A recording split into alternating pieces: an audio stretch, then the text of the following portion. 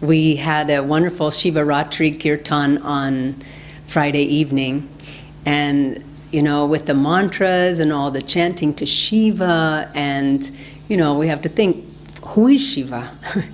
What is Shiva going to do if we really attain oneness with him? I think it will. Our egos will disappear, and we'll merge with the infinite. And we visualize Shiva on a high Himalayan peak in meditation, renouncing any ego attachment, any desires, just resting in the calm self.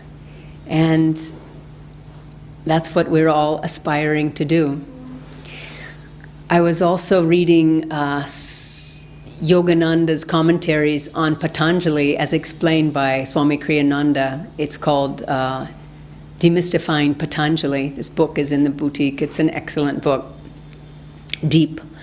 And I was looking at the first 3 shlokas that are in the book, and I think we're mostly familiar with them, because even if we've gone through our basic meditation classes here, the first shloka of Patanjali's Yoga Sutras are, now we come to the practice of yoga, and yoga's chitta vritti nirod.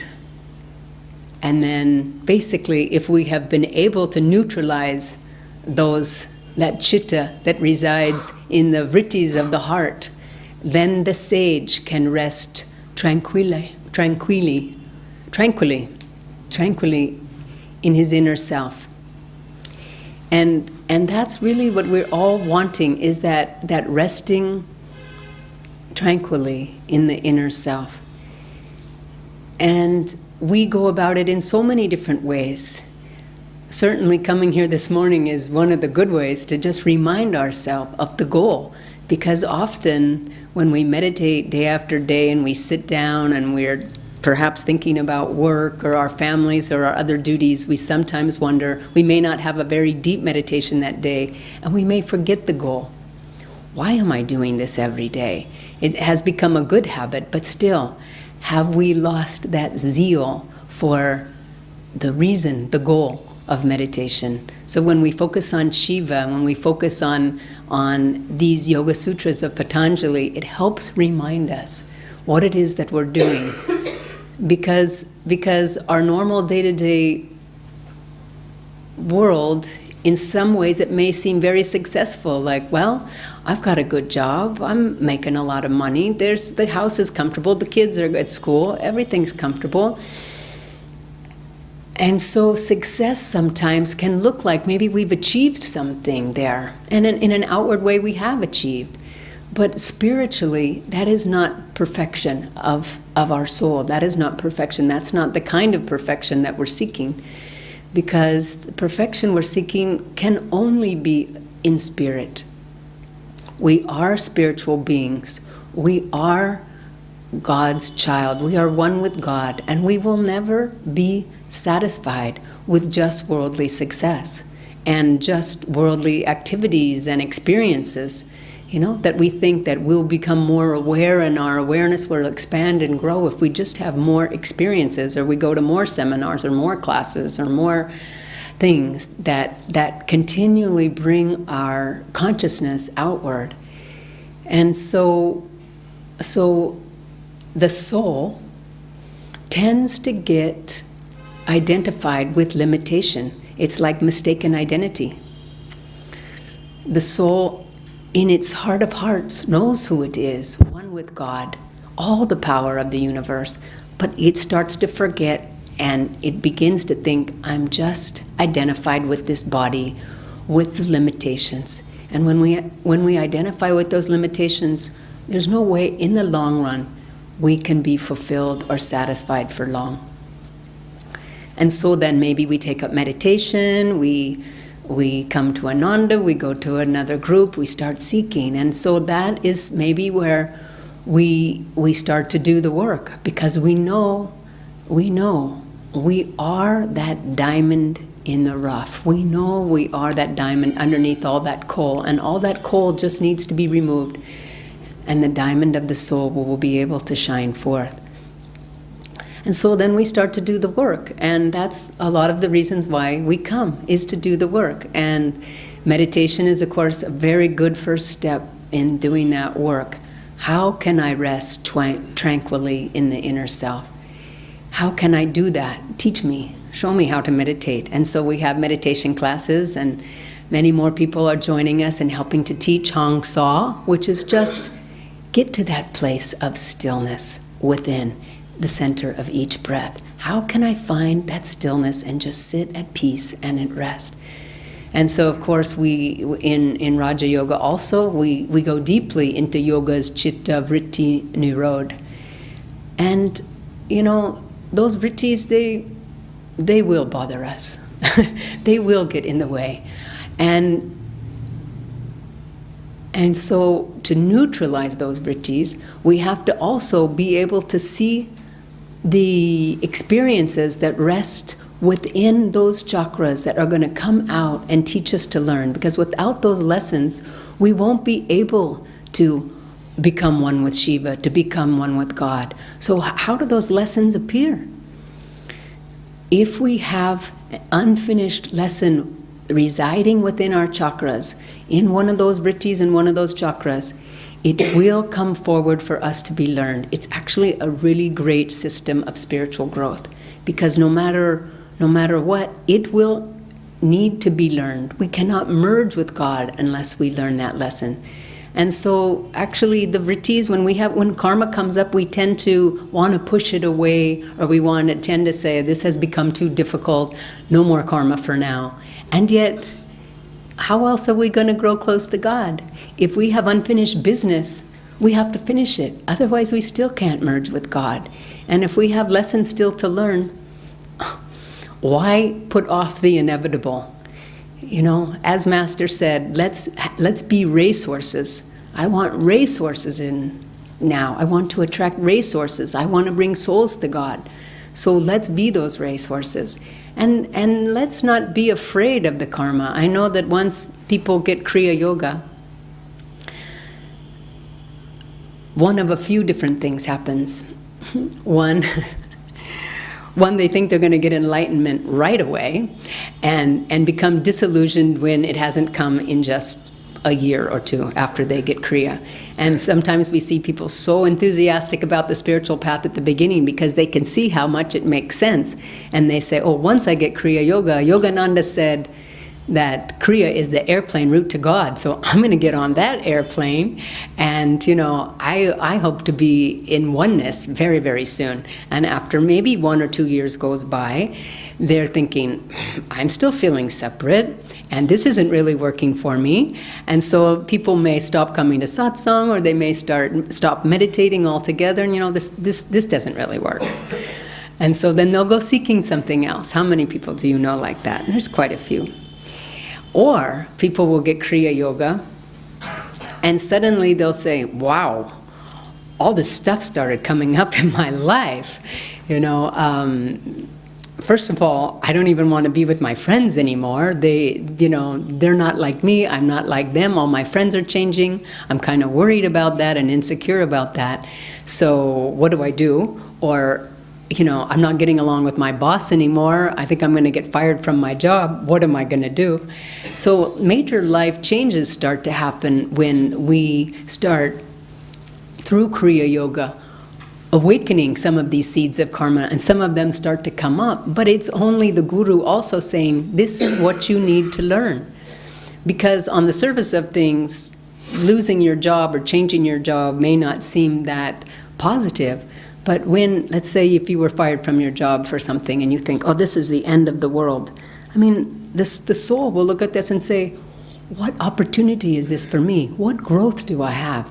And as Kriya Yogis, we need to look at every karmic lesson as what is there for me right now. Because this job wouldn't be gone if I still had something to learn from this experience. There's obviously something I need to learn here. What else should I be doing with my time? What else is my energy attracting me to? And so people often maybe quit meditating because too much karma is coming up. But again, if we are drawing spiritual tests, it just means that we're becoming stronger, because Divine Mother will never give us what we cannot handle. And so if we've drawn it, it's ours. And we need to look at it and be strong, like spiritual warriors, like Arjuna, and fight the battle. Of course, Arjuna even didn't want to fight the battle. And Krishna said, no, this is your dharma, this is your job, this is what you're supposed to do. Expand your consciousness, understand the bigger picture. Our souls have this aspiration to God, and yet when it gets attached to the ego, it just gets identified with materialism. It's almost like a double-sided mirror. On one side of the mirror, the soul just reflects the divine, and the soul is one with the divine, just part of that divine. On the other side, the soul is just reflecting materiality, this limited creation outside, and duality. And so it's really our question. It's like, my soul today, what do I want to reflect? Do I want to reflect the limitation that I see all around me, or do I want to reflect the divine? And so this duality, it's sort of like, wave of the sea, dissolve in the sea. Do we want to stay on the surface all the time and just, on one hand, react to the problems, the karma that comes up, because karma can also be exciting. We can also, say, wow, look, I got this new car, I'm so happy, and get up about it, and then the wave will go down and just like, my car got stolen and I am so down. And so then we can ride these waves of duality. If our soul is reflecting towards limitation, towards this material world, we will always be riding the waves of the surface, and it's not a very smooth ride. We want to be like Shiva, resting tranquilly in the inner self. We want to actually be down deep in the ocean, calm, still ocean deeps. And so Yoga's Chitta Vritti Nirod, this chitta, as Patanjali explains, is really what holds us to this egoic, limited version of the self. It's the chitta. Yet saints also have chitta, but it's purified chitta. This longing, this love for God, their souls are reflected upward, and their feeling draws them towards God. Their love for God just pulls them. And that's why I said, wisdom of the heart is love. That love will just take you to God. That desire so strong will bring you faster to God than all the Kriya Yoga. But that meditation and that longing. But when that chitta is not purified, it just is happy, then sad, and it's just completely absorbed in duality. We can look at that car and we can identify it as a car. We can even say, it is my car. That is mon, buddhi, ahankara. That is my car. It can still be my car. And we don't have to be attached to the car. It's when this is my car, I love this car, I don't want to lose this car, I'll be upset if something happens to this car. That is where chitta keeps us in delusion. So we have to examine our hearts. Where does chitta play a role in our life every day? We can say this body, this is my body, but I don't even have to be attached to this body. I can say, yes, this is a body, this is my body. I don't have to have chitta involved at that point. But soon as I say, I am so afraid of something happening to this body, that's your karmic lesson if you haven't learned it yet. Because all of those vrittis will come up. If we have a fear of anything, that is an unlearned lesson. Because if we're one with God, what do we have to fear? If we're one with Shiva, with a calm heart, with the still mind, what do we have to fear? We are one with all the power of the universe. What can hurt us? Nothing can hurt us. Water cannot drown us. Fire cannot burn us. What can hurt us? And so look at your fears, because you will attract what you fear. And again, talking about these bodies, if you're thinking about your family, it's also a tough lesson. If you're fearful about something about your family, and that's sort of an active fear for you, you can almost be sure you're going to attract it. Maybe not this lifetime. Maybe you'll dodge that bullet this lifetime. But it will come up for you. So this is why, through meditation, through identifying, turning the soul upward and reflecting spirit, our true reality, if we are really reflecting that true reality and our children are reflecting that true reality, what can happen to them? You have to work this out.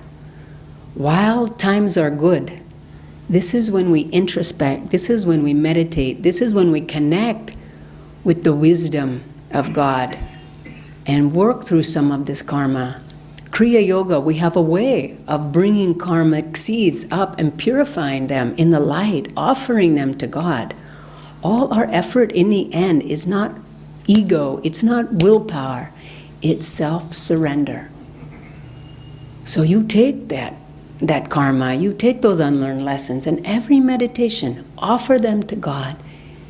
Give it all to Him, because it's His anyway. And the more we can surrender that karma, we can release those fears. In one meditation, we can release those fears, and we don't have to go through it. Those karmic seeds that are coming up and being purified, Master said, we don't have to know what they are. We don't have to live through that. As long as we're continuing offering them up to God, to Guru, and with their grace, of course, it can all that energy can be transmuted. Because what those vrittis are is like energy. It's like a half a circle of energy. But just like everything, it needs to be completed. That energy either has to be completed or it has to be transmuted.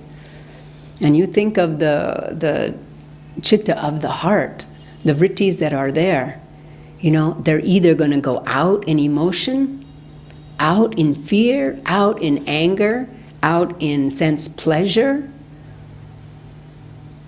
or that chitta is going to be, all that energy of the heart can be directed towards God and bring you to Him and bring you further and further and further out of delusion. Swamiji tells a story of the fisherman's net. All the fish are in the bottom of the sea, and the fishermen's nets rest at the bottom of the sea. And when the boat comes to pick up the nets, they just gather all the nets at the top, and the nets start to come together, and they lift up. And so all the fish that are in that net end up coming up. And the fish, out of insecurity, when the net starts to come in, all start diving down towards the sand. And what does that do? Just traps them more and more in the net. But the wise fish, what do? They jump up. Soon as they feel that net starting to close in, they reach up and they just go up above the net and swim free. And that's our job. Let's not keep looking down at our worries, at our fears, at our karma, and say, when is it all going to end? Let's look up and say, I am so much bigger than these little things. I'm one with God. Did I forget that? I'm one with God. He's my Father. I have a self-realized guru. In fact, I have a whole line of them that are watching out for me. And if I call to them and identify and attune with their power, with their wisdom, with their realization, there's nothing I can't do. I can certainly swim up and out of the net. So let's swim out of the net, and at the same time, let's not be bobbing along the top of the sea. Let's go down into the depths of the sea, and like Shiva, like all the wise ones, just rest tranquilly in the inner calm self. God bless you.